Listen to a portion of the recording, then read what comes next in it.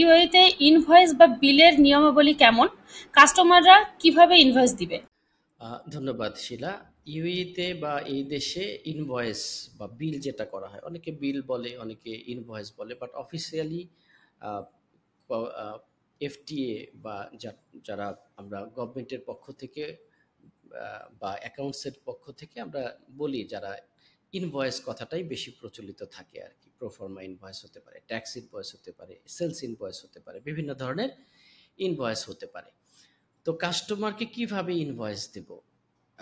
Invoice কিভাবে দেব বলতে প্রশ্নটা আসলে এটাকে দেওয়ার মেথডটা বোঝাচ্ছে, নাকি কিভাবে ইনভয়েসটা করতে হবে? দুটোই আমি আলোচনা করছি। মেথড আপনার যে কোনোভাবেই হতে পারে। আপনি হোয়াটসঅ্যাপেও দিতে পারেন, ইমেলে দিতে পারেন, কাস্টমারকে সরাসরি হাতে দিয়ে মাধ্যমে আপনার ইনভয়েস দিতে পারেন।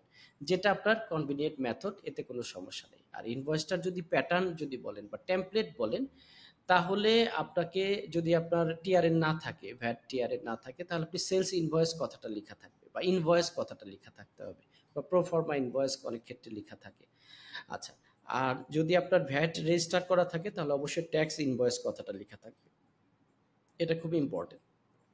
ইনভয়েস দেওয়াটা ম্যান্ডেটরি, না দিলে এফটি এর পক্ষ থেকে প্রথমবার আপনাকে ২,৫০০ দিরহাম জরিমানা করতে পারে। রিপিটেডলি হলে জরিমানার পরিমাণ বাড়তে পারে। সেই ইনভয়েসের মধ্যে টিআরএন লেখা থাকবে, যদি টিআরএন থাকে, আপনার ভ্যাট রেজিস্টার করা থাকে, কোম্পানির নাম থাকবে, কোম্পানির ঠিকানা, টিআরএন, ক্রেতার নাম, ক্রেতার যদি টিআরএন থাকে তাহলে সেই টিআরএনগুলো থাকতে পারে, ইনভয়েসের তারিখ থাকবে, তারপরে হচ্ছে ইনভয়েস নাম্বার খুব গুরুত্বপূর্ণ।